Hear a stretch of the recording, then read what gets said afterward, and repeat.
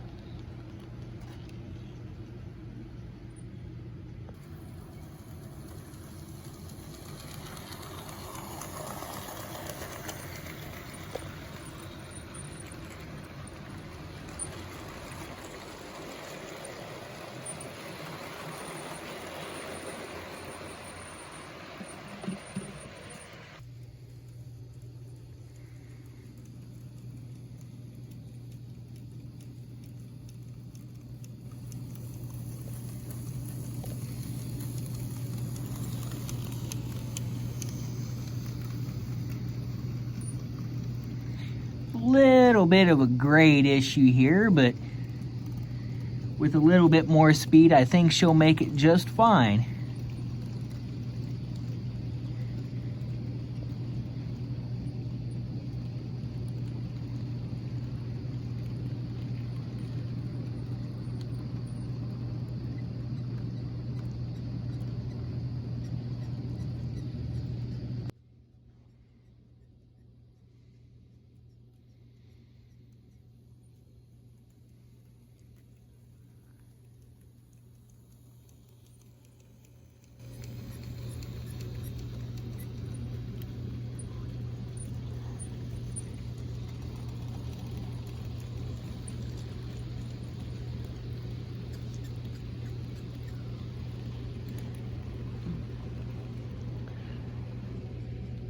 Okay, we'll go ahead and do a slow run by here to show you guys what I have done when it comes to the, the projects we've been working on for the last year and a half. Go ahead and start, get her moving forward with the 2662 articulated logging engine, Brandon Railway 1991.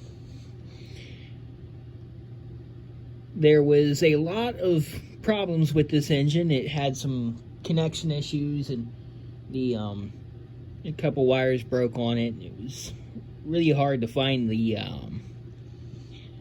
correct wiring diagram for it. In fact, I didn't find any. It was just by sheer trial and error figuring out how it was to be wired up. So I'm actually going to move my camera angle so we can get a better view of this engine. I'm going to try to do this so it's better, but bear with me if it doesn't.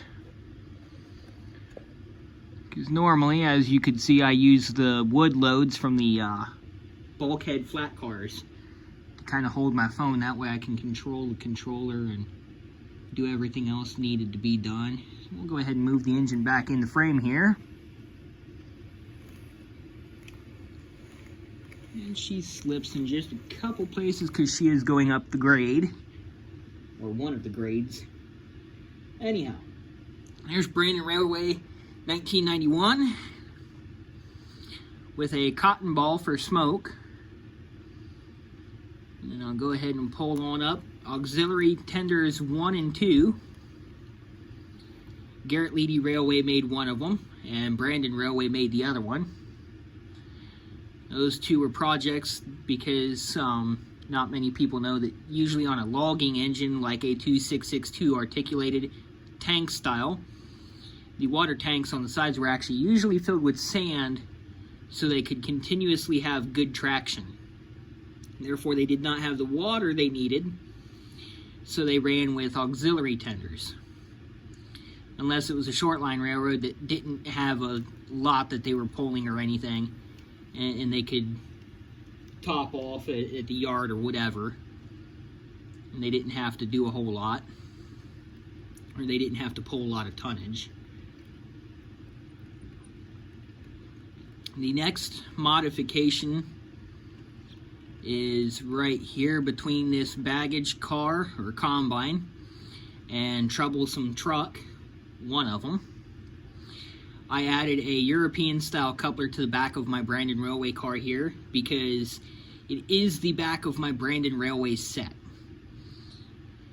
And so I am not going to need a regular coupler on it. And this way, if I want to run my set with a London and Northeastern engine, a German style engine, if I want Thomas, Rosie, or Duck to pull my Brandon Railway set, I can. And if I want any of my other engines, all I gotta do is hook them up to the other side. So I made a transition car there. Unfortunately, I broke the pocket where the pin goes to hold the truck in place, so there's a screw holding it in place, and I'm gonna have to do a little bit of work to make that fit better, and the weight that you can actually see, or at least I can see it on camera, the weight is elevated, so the car does tip just a little bit, but it seems to run around just fine for now. But this was made because I wanted to add to my set of passenger cars and make this passenger train longer. The 3 troublesome trucks will have, they will be turned into outdoor or well, not outdoor. They will be turned into open air gondolas for when they are running on this train. They will have a couple of park bench style seating in them and maybe a rooftop. Kind of like Henrietta, if anybody knows. Henrietta is one of the Thomas the Tank Engine characters. It's a open air gondola car, basically.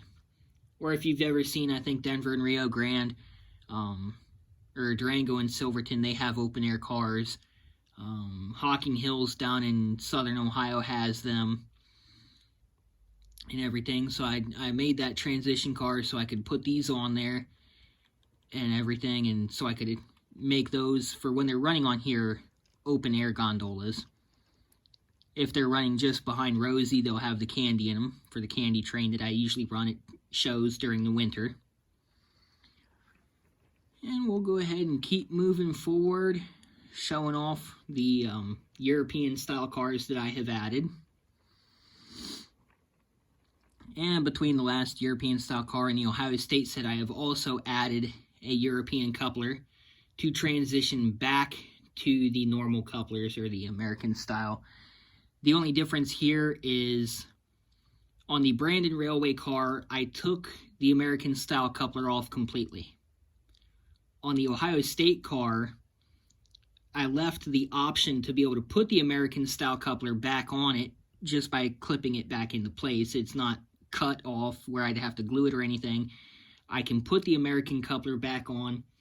That way, if I want to use the Ohio State locomotive that I made and unveiled in a previous video, I can still use that locomotive instead of having to use a London and Northeastern or whatever, or instead of having to use the Brandon Railway car to transition, and instead of having to run it on this train, I can run it wherever with whatever I want to.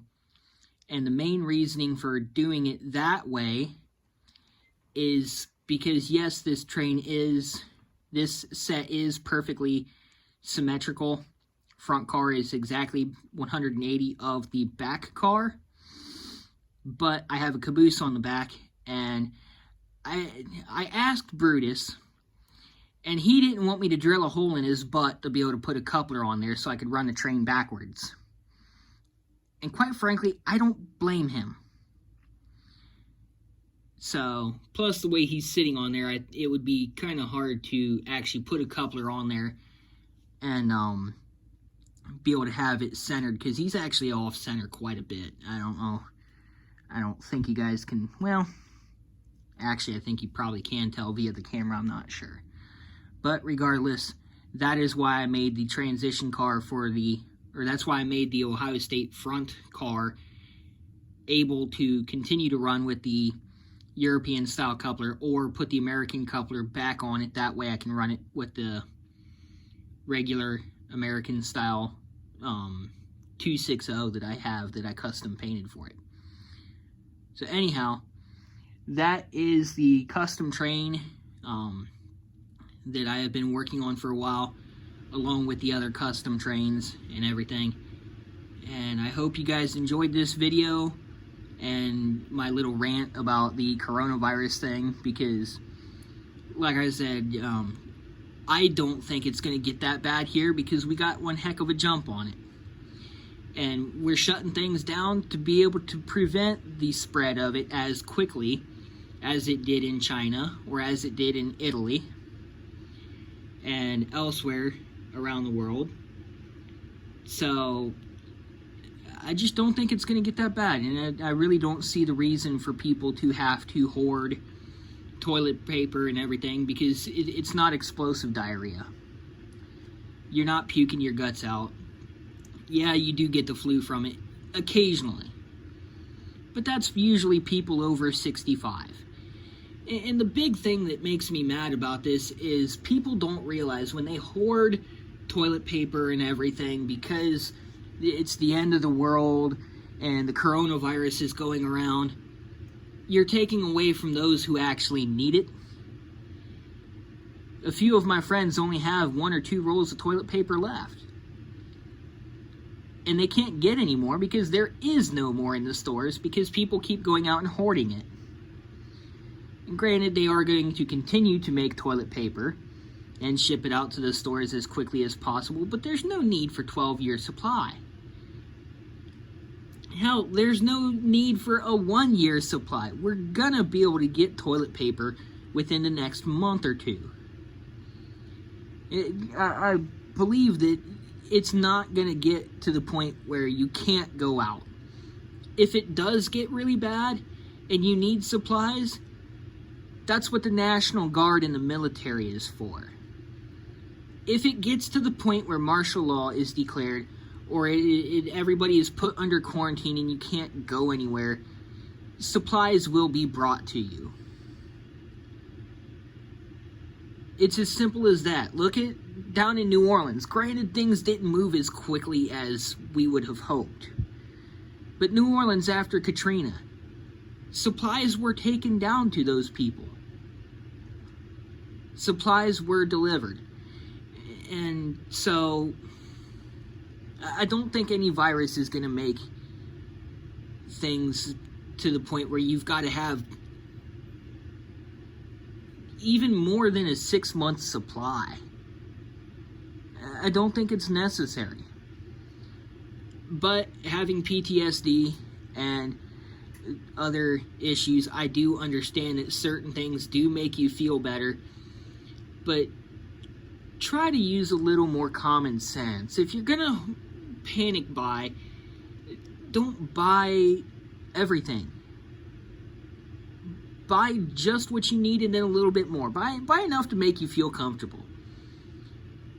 But I was reading somebody bought a 12-year supply. There's no need for that. We're not going to be shut down for 12 years because of this. Heck, SARS and MERS, it only took them a year to be able to get a vaccine out for it. 1 year. And from what I understand, London is already testing a prototype on humans for the coronavirus. Yeah, it'll probably take a year to be able to get a vaccine out. Are you going to be sick for that entire year? No. The point being, what the news will not tell you, and what I pray to God that YouTube doesn't spank me for, is saying this. Yes, there are a shit ton of cases in China and around the world. But look at China's recovery.